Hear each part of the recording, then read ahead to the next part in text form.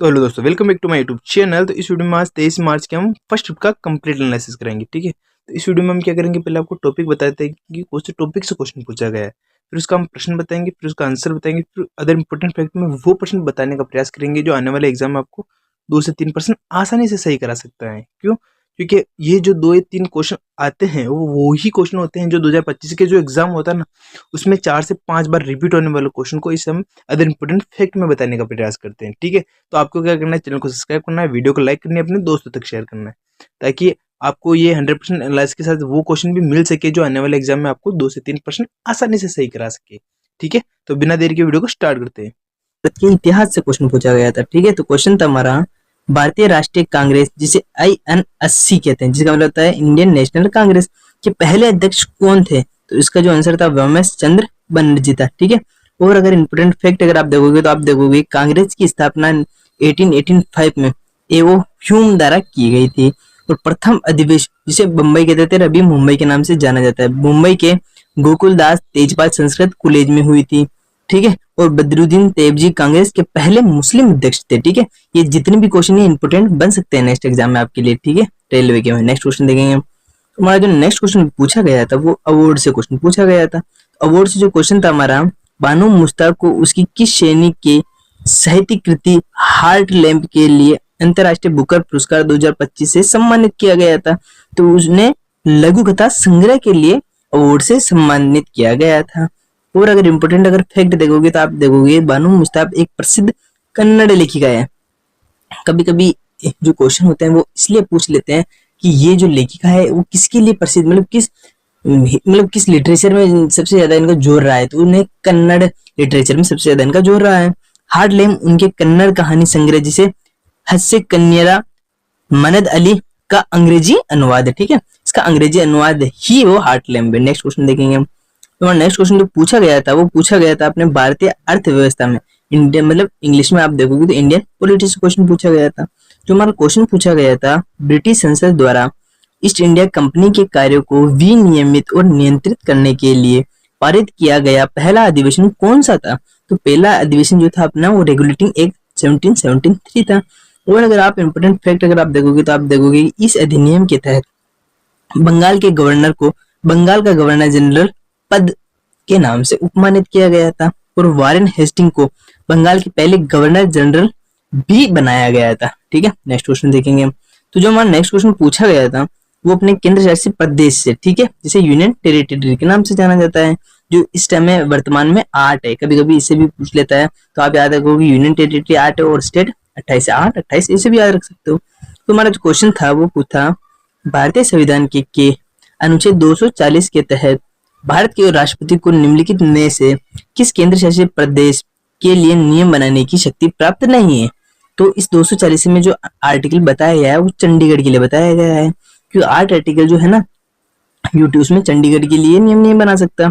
और अगर आप इंपोर्टेंट फैक्ट देखोगे तो आप देखोगे राष्ट्रपति को अंडमान और निकोबार, लक्षद्वीप, दादर एंड नागर हवेली और दमन दीव और पंडुचेरी की शांति और प्रगति के लिए नियम बनाने की शक्ति है। ठीक है, एकमात्र चंडीगढ़ है जिसके पास नहीं है। चंडीगढ़ के लिए नियम बनाने का अधिकार सीधे संसद के पास है।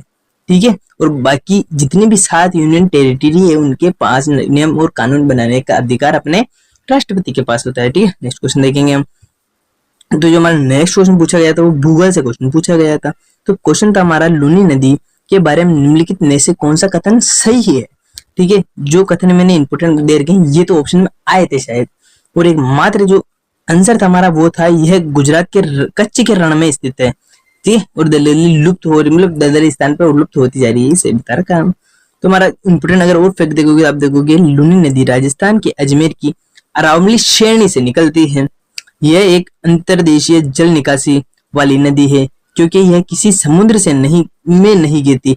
मतलब इसका मतलब ये होता है कि जैसे कोई नदियां चल रही है तो ये वापस कभी इस नदी में मिल जाएगी, कोई इस नदी में मिल रही है, ये डायरेक्ट समुद्र में नहीं मिलती है। ये हो गया, ये एक मौसमी नदी है जो 12 मासी नहीं बहती है, जो 12 मासी मतलब पूरे 12 महीने नहीं बहती है, कभी कभी बहती है। मतलब कुछ जब चौमासा होता है, गाँव में कहते हैं चौमासा, दावटी चूरमा करते हैं अपन, उस टाइम बहती है क्योंकि उस टाइम बारिश होती है। ठीक है, नेक्स्ट क्वेश्चन देखेंगे। तो हमारा जो नेक्स्ट क्वेश्चन पूछा गया था वो जीव विज्ञान में पादप परिवहन से क्वेश्चन पूछा गया था। तो हमारा क्वेश्चन था, पौधों में जल और खनिज को परिवहन मुख्य रूप से किसके द्वारा किया जाता है? तो अपने जाइलम द्वारा किया जाता है। और एक फ्लोएम होता है, ठीक है, फ्लोएम, ठीक है, फ्लोएम द्वारा जो फूड होता है ना, भोजन, वो पौधों तक पहुंचाया जाता है और जाइलम जल पहुंचाने का कार्य करता है। ये दो इंपोर्टेंट फैक्ट हो गए। आप देखोगे ये बता रहेगा इसमें फ्लोएम, ये पत्तियों द्वारा बनाए गए भोजन को पौधे के अन्य भागों तक पहुंचाने का कार्य करता है। इसकी ट्रिक है जैसे जाइलम जल हो गया, जैसे जाइलम का मतलब जैसे जल हो गया, वैसे फ्लोएम का क्या हो गया, वैसे फूड भोजन हो गया, ठीक है, नहीं याद भी कर सकते हो। नेक्स्ट क्वेश्चन देखेंगे हम। जो नेक्स्ट क्वेश्चन पूछा गया था वो पूछा गया था अपने आर्ट एंड कल्चर में ओडिसी नृत्य से क्वेश्चन पूछा गया था। तो हमारा क्वेश्चन था निम्नलिखित में से कौन सा नृत्य शास्त्रीय नृत्य ओडिसी नृत्य की शैली से संबंधित है? तो उसमें जो ऑप्शन दे रखे थे उसमें जो आंसर था अपना केलुचरण महापात्र था। और अगर इंपोर्टेंट फैक्ट अगर आप देखोगे तो आप देखोगे बिरजू महाराज जो कथक के लिए कथक उत्तर प्रदेश से संबंधित है, और रुक्मणी देवी अरुण देव ये भारतनाट्यम तमिलनाडु से संबंधित है। इसे याद रख सकते हो, रुकती नहीं है क्या मणि, कहाँ भारत में रुकती नहीं है मणि, क्योंकि अपने नाटक में देखते हैं नागिन के नाटक में कभी इसके पास चल गए कभी इसके पास चल गए, तो ये इंडियन कल्चर में होता है इसलिए भारत याद रख सकते हो।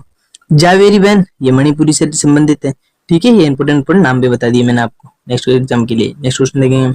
जो नेक्स्ट क्वेश्चन पूछा गया था वो पूछा गया था अपने जीव विज्ञान में संयोजी उत्तक से क्वेश्चन पूछा गया था, जिसे इंग्लिश में कनेक्टिव टिश्यू के नाम से जाना जाता है। तो हमारा क्वेश्चन था संयोजी उत्तक का प्राथमिक कार्य क्या होता है? तो इसका जो प्राथमिक कार्य होता है शरीर के अंगों को सहारा देना होता है और उन्हें वापस आपस में एक दूसरे से जोड़ना होता है। अगर इंपोर्टेंट अगर फैक्ट देखोगे तो आप देखोगे रक्त, अस्थि और कार्टिलेज इसके प्रमुख उदाहरण होते हैं। यह शरीर का सबसे विस्तृत और फैला हुआ बड़ा उत्तक भाग होता है, ठीक है। नेक्स्ट क्वेश्चन देखेंगे हम। तो नेक्स्ट क्वेश्चन जो हमारा पूछा गया था वो अपने रसायन विज्ञान में पूछा गया था, और रसायन विज्ञान में भी आवर्त श्रेणी में जो पूछा गया था कि कौन से तत्व को किस नाम प्रतीक दर्शाया जाता है। तो क्वेश्चन था आवर्त सारणी में बी किस रासायनिक तत्व को प्रतीक है? तो बी का मतलब होता है बोरोन, जिसे बी द्वारा प्रदर्शित किया जाता है। जबकि बी के जो अदर ऑप्शन पूछे गए थे उनका भी आंसर दे देता हूँ, ठीक है। बेरिलियम को प्रदर्शित किया जाता है बीई से, बेरियम को प्रदर्शित किया जाता है बीए से, और ब्रोमीन को प्रदर्शित किया जाता है बीआर से, ठीक है। तो ये अदर इंपोर्टेंट जो भी क्वेश्चन में बन सकते हैं तो वो मैंने बता दिए। नेक्स्ट क्वेश्चन देखेंगे। तो हमारा नेक्स्ट क्वेश्चन पूछा गया था वो पूछा गया था भौतिकी में विद्युत परिपथ से क्वेश्चन पूछा गया था, जिसे इंग्लिश में इलेक्ट्रिकल सर्किट के नाम से जाना जाता है। हमारा क्वेश्चन पूछा था विद्युत परिपथ आरेख में परिवर्तित प्रतिरोध को किस चिन्ह द्वारा प्रदर्शित किया जाता है? तो इसे एक टेढ़ी मेढ़ी रेखा जिसके ऊपर एक तीर का निशान हो, जैसे मैं बता देता हूँ ऐसे ऐसे, और इसके द्वारा प्रदर्शित किया जाता है, ठीक है। और अगर इंपोर्टेंट फैक्ट आप देखोगे तो आप देखोगे इसका उपयोग परिपथ में धारा को नियंत्रित करने के लिए किया जाता है। बिना वोल्टेज स्रोत को भी बदले इसका उपयोग किया जा सकता है, ठीक है। तुम्हारा नेक्स्ट क्वेश्चन देखेंगे हम। तुम्हारा नेक्स्ट क्वेश्चन जो पूछा गया था वो पूछा गया था अपने केमिस्ट्री में विलेन की सांद्रता से क्वेश्चन पूछा गया था, जिसे इंग्लिश में कॉन्सेंट्रेशन ऑफ सॉल्यूशन के नाम से जाना जाता है। तुम्हारा क्वेश्चन था यदि किसी विलेन में विलय की मात्रा को दोगुना और विलय की मात्रा को भी दोगुना कर दिया जाए तो उसकी सांद्रता पे क्या प्रभाव पड़ेगा? तो आप देखोगे सांद्रता अपरिवर्तित रहेगी। अब क्यों रहेगी उसका कारण भी देख लो, क्योंकि दोनों का अनुपात समान रहता है इसलिए इसकी सांद्रता पे कोई बदलाव नहीं होगा।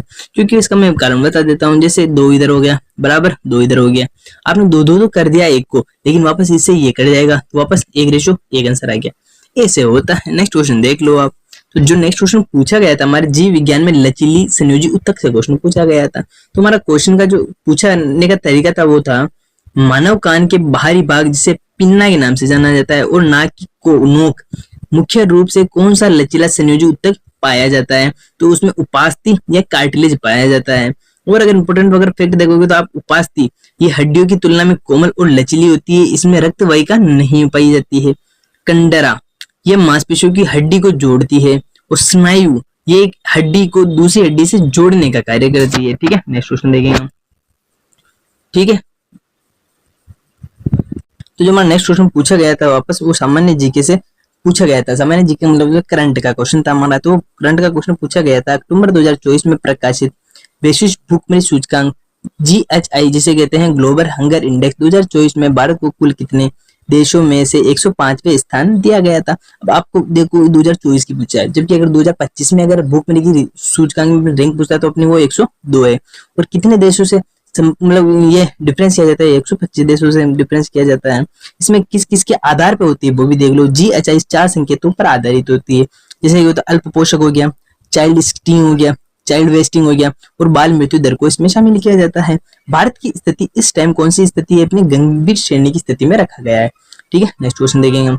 तुम्हारा नेक्स्ट क्वेश्चन पूछा गया था वो अपने जीव विज्ञान में बायोलॉजी में सेल से क्वेश्चन पूछा गया था। तुम्हारा क्वेश्चन था रफ एंडोलोब्जमिक रेटिकुलम का मुख्य कार्य क्या होता है। तो जिसका मुख्य कार्य होता है वो प्रोटीन का संश्लेषण करना होता है। और अगर इंपोर्टेंट फैक्ट अगर आप देखोगे तो आपको पता चलेगा RER इसकी सतह पर राइबोसोम होते हैं, इसलिए प्रोटीन बनाता है, इसलिए राइबोसोम को प्रोटीन की फैक्ट्री के नाम से जाना जाता है। इसमें प्लेलिड कण की मात्रा भी पाई जाती है। SER इसकी जो फुल फॉर्म होती है वो तो स्मूथ ER होती है, इसकी सतह चिकनी होती है और ये लिपिड वसा के संश्लेषण में सर्वाधिक मात्रा में मदद करती है। ठीक है, नेक्स्ट क्वेश्चन देखेंगे हम। जो नेक्स्ट क्वेश्चन पूछा गया था वो पूछा गया था अपने रासायनिक विज्ञान में कंस्टिट्यूशन ऑफ मास से क्वेश्चन पूछा गया था। तो जो क्वेश्चन था वो था यदि दो विलायकों को बंद एक निकाय में मिलाया जाता है तो उनके कुल द्रव्यमान पर क्या प्रभाव पड़ेगा। तो उसके कुल द्रव्यमान पर कुछ भी प्रभाव नहीं पड़ेगा, क्योंकि आप देखोगे कि जब निर्वात में किसी में कुछ मिलाया जाता है वो द्रव्यमान संरक्षण का भी नियम कहता है, न तो ऊर्जा को नष्ट किया जा सकता है न उसको एनर्जीट कराया, केवल उसको एक रूप से दूसरे रूप में स्थानांतरित किया जा सकता है। ठीक है, नेक्स्ट अगर इंपोर्टेंट फैक्ट अगर आप देखोगे तो आप देखोगे द्रव्यमान संरक्षण का नियम इसे एंटोनी लेवोजियर द्वारा प्रतिपादित किया गया था। ठीक है, नेक्स्ट क्वेश्चन देखेंगे हम। जो नेक्स्ट क्वेश्चन पूछा गया था वो अपने केमिस्ट्री में हाइड्रोकार्बन से क्वेश्चन था हमारा। तुम्हारा क्वेश्चन था असंतृप्त हाइड्रोकार्बन की रासायनिक अभिक्रियाशीलता संतृप्त हाइड्रोकार्बन की तुलना में अधिक क्यों होती है।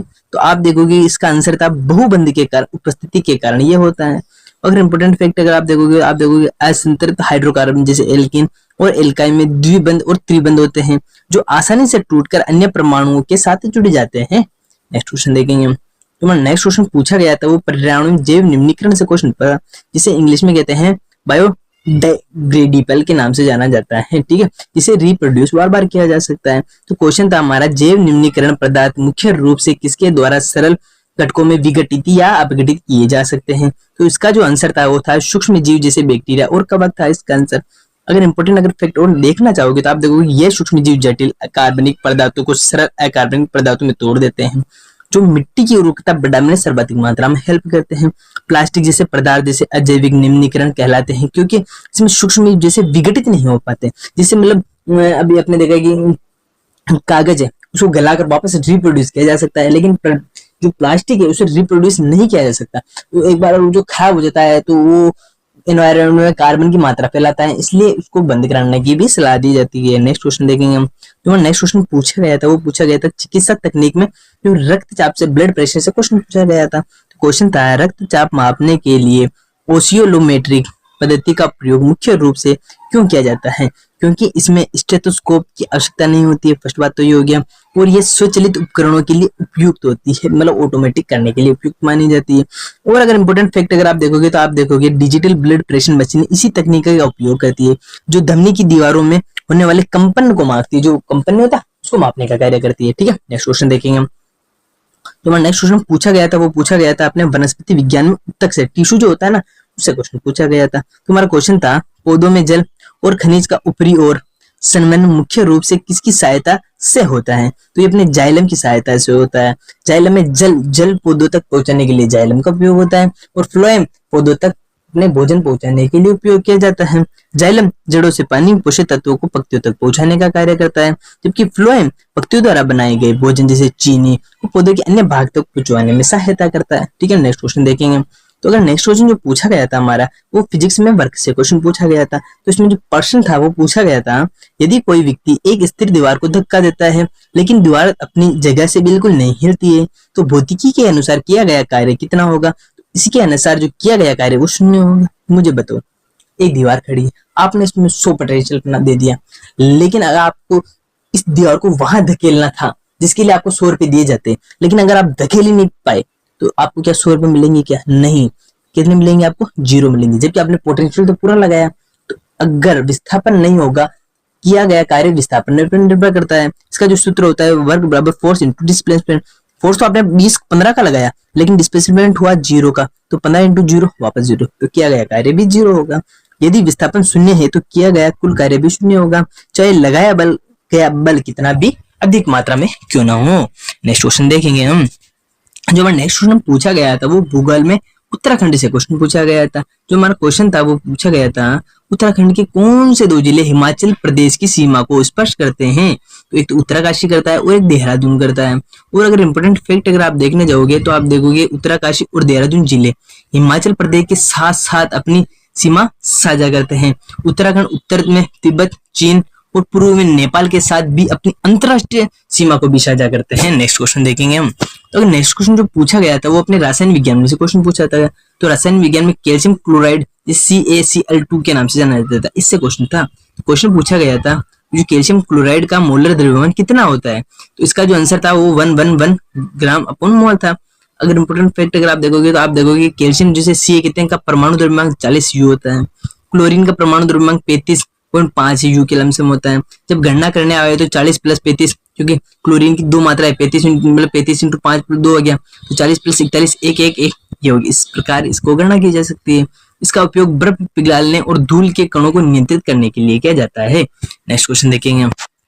तो जो नेक्स्ट क्वेश्चन हमारा पूछा गया था वो भारतीय संविधान में से क्वेश्चन पूछा गया था, जिसे इंग्लिश में इंडियन कॉन्स्टिट्यूशन कहा जाता है। तो क्वेश्चन था हमारा भारतीय संविधान का अनुच्छेद 338 निम्नलिखित में से किससे संबंधित है। तो ये राष्ट्रीय अनुसूचित जाति आयोग से संबंधित है, जिसे कहते हैं national commission for schedule caste के नाम से जाना जाता है। अगर अनुच्छेद 338A देखेंगे तो ये राष्ट्रीय अनुसूचित जनजाति आयोग से संबंधित है, जिसे NCST के नाम से जाता है, national commission for schedule caste हो गया। और 338B ये राष्ट्रीय पिछड़ा वर्ग आयोग से जुड़ा हुआ है, जिसे वो अपने कहते हैं national commission for backward class के नाम से जाना जाता है। ठीक है, नेक्स्ट क्वेश्चन देखेंगे हम। तो नेक्स्ट क्वेश्चन पूछा गया था वो नियुक्ति से अपॉइंटमेंट से क्वेश्चन पूछा गया था। ये अपने करंट का क्वेश्चन है। ठीक है, अपॉइंटमेंट से सर्वाधिक मात्रा में क्वेश्चन पूछे जाते हैं। क्वेश्चन था श्री S कृष्णम को जम्मू कश्मीर बैंक को अंशकालिक अध्यक्ष किसके मंजूरी दी थी, अंतकालिक अध्यक्ष की मंजूरी किसने दी थी। तो ये अपने भारतीय रिजर्व बैंक द्वारा दी गई थी। बैंकिंग क्षेत्र में उच्च पदों की नियुक्तियों के लिए RBI की मंजूरी लेना आवश्यक माना जाता है, क्योंकि जम्मू कश्मीर के बैंक एक निजी क्षेत्र का बैंक है, जिसमें जम्मू कश्मीर सरकार की बड़ी हिस्सेदारी मानी जाती है। ठीक है, नेक्स्ट क्वेश्चन देखेंगे हम। तो नेक्स्ट क्वेश्चन जो आपने पूछा गया था वो पूछा गया था आधुनिक भारत के इतिहास से क्वेश्चन पूछा गया था। तो क्वेश्चन था हमारा भारतीय राष्ट्रीय कांग्रेस के पहले अध्यक्ष कौन थे। तो इसका आंसर था भूमेश चंद्र बनर्जी थे। इसमें जो अदर इंपोर्टेंट फैक्टर बन सकते हैं तो आप देखोगे तो कांग्रेस की स्थापना 1885 में A.O. ह्यूम द्वारा की गई थी और प्रथम अधिवेशन मुंबई में हुआ था। मुंबई के कहां पर हुआ था ये भी क्वेश्चन पूछ सकता है। तो आप देखोगे गोकुलदास तेजपाल संस्कृत कॉलेज में हुआ था। बदरुद्दीन तैयब जी कांग्रेस के पहले मुस्लिम अध्यक्ष भी थे। ये क्वेश्चन इस तरह के पूछे जा सकते हैं। ठीक है, तो आज का हमारा लास्ट क्वेश्चन खत्म होता है। वीडियो अच्छी लगी तो वीडियो को लाइक, चैनल को सब्सक्राइब कर दे, अपने दोस्तों तक शेयर कर दे, क्योंकि इसमें क्या करते हैं हम पहले ये बताते हैं क्वेश्चन आया कहां से, फिर उसके क्वेश्चन के साथ उसका आंसर बताते हैं, फिर उससे रिलेटेड जो अदर इंपॉर्टेंट फैक्ट बन सकते हैं नेक्स्ट एग्जाम में इंपॉर्टेंट पॉइंट वो बताते हैं, तो आपके नेक्स्ट एग्जाम के लिए आपको बूस्ट करने में आपकी बहुत सारा ज्यादा मेहनत कर सकते हैं। ठीक है, इस प्रकार हम अपना 100% एनालिसिस देने का 100% नियम पूरा करते हैं। ठीक है, अगर वीडियो अच्छी लग रही हो तो हमें लाइक करें, कमेंट को सब्सक्राइब करें और हमें एक बताने का प्रयास करें कि हम कहाँ गलती कर रहे हैं, तो उसे नेक्स्ट वीडियो में सुधारने का प्रयास करेंगे। ठीक है, बाय।